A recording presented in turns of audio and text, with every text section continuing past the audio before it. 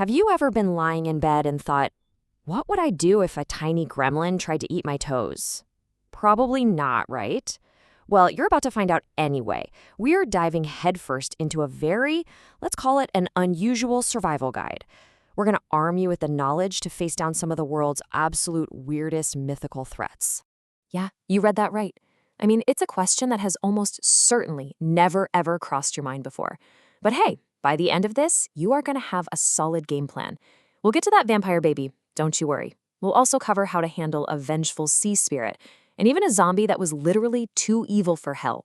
So let's get into it. Okay, so we are kicking things off with a whirlwind tour of global troublemakers. You know, these are creatures whose entire reason for being just seems to be making your life as difficult as possible. And our first stop is South Africa. I want you to meet the Tokoloshe. This little guy comes from Zulu mythology, and he is a pint-sized gremlin whose life's purpose is to be a complete and utter nuisance, and maybe, just maybe, nibble on your toes while you're trying to sleep. So let's break this little monster down, shall we? Okay, so we've got a pale goblin with, and I'm quoting here, kissable lips. Okay, but the really important part is the gaping hole in its head. That's supposedly where it gets all its power. And as if that's not enough of an advantage, it can turn invisible just by taking a sip of water, which is totally unfair. So how do you fight it? Well, the solution is weirdly specific. Step 1, just raise your bed. Seriously, these guys are short, so a few bricks under the bedposts puts you safely out of reach. Now, while it's down there getting all frustrated, you knock it out with a lamp, tie it up, and, well, the final step involves some spare battery acid and that power hole in its head. We'll just leave it at that. All right, next up, we're heading over to Brazil to meet a creature so unbelievably foul, it was apparently rejected by both heaven and hell. I mean, think about that. So please meet the Corpo Seco, a creature cursed to just wander the earth forever. Its name literally means dry body, and that is exactly what it is, a walking, shriveled up corpse. And here's the best part. In what I think is a brilliant parenting move, some Brazilians tell their kids this is what happens when you talk back to your parents. I mean, that's effective, right? Terrifying, but effective. Now, dealing with this one, it's refreshingly simple. See, the upside of being a dried-out corpse with basically no muscles is that you're not really going anywhere fast. It's essentially a stationary target, which, makes your job a whole lot easier. From the land, we now go to the sea. Our world tour now takes us to the waters off the coast of Japan. I want you to just imagine you're out for a nice, peaceful day of fishing, the seas are totally calm, and then, all of a sudden, this thing rises from the depths. This is the Yumibozu. It's said to be the vengeful spirit of a drowned monk. It's this massive, shadowy figure that just appears out of nowhere to completely ruin your day and, destroy your ship.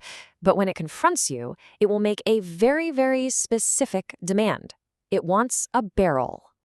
And this is where you outsmart the giant sea ghost. You give it a barrel, sure, but you make sure it's a bottomless one. The Umibozu will then try to scoop up seawater to sink your ship with, but it's just going to get endlessly confused as the water falls right through. This buys you the perfect window to sail away while it's busy trying to figure out basic physics. Okay, for our next section, we're going to focus on creatures that are a little more humanoid in their shape, and whose primary targets are, unfortunately, people like you and me.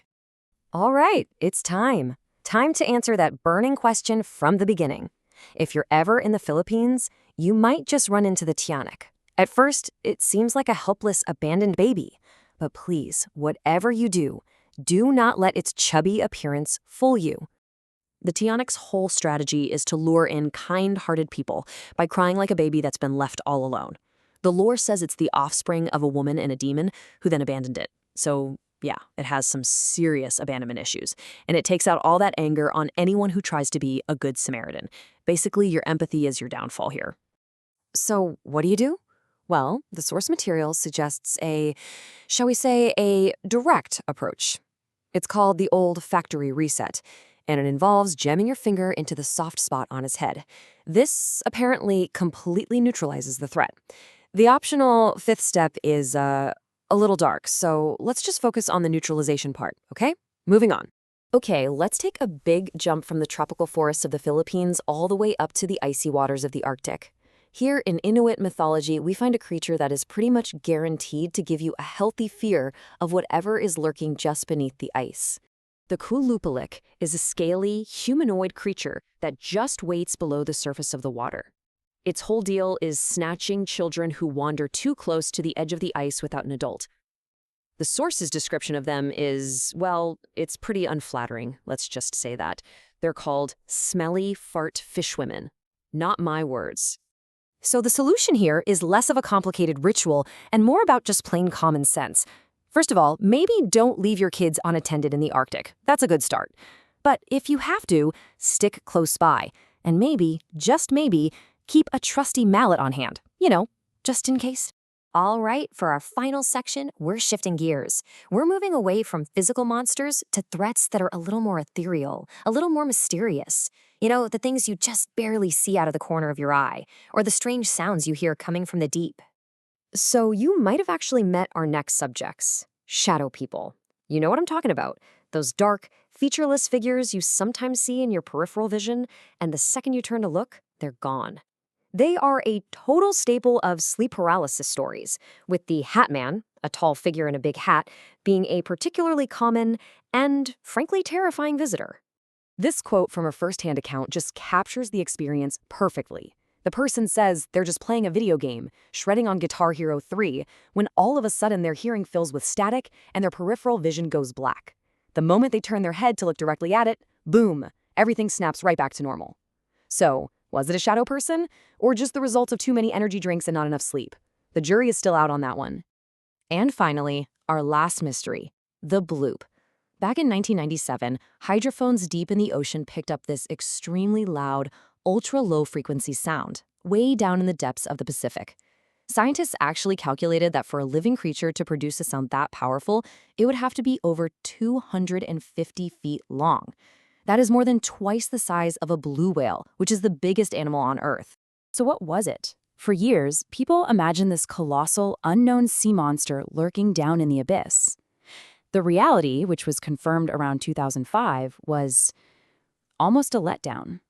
The terrifying bloop sound wasn't a monster at all. It was a cryosism, which is just the sound of an absolutely gigantic iceberg cracking apart down in the Antarctic. So there you have it, a crash course in mythological monster defense.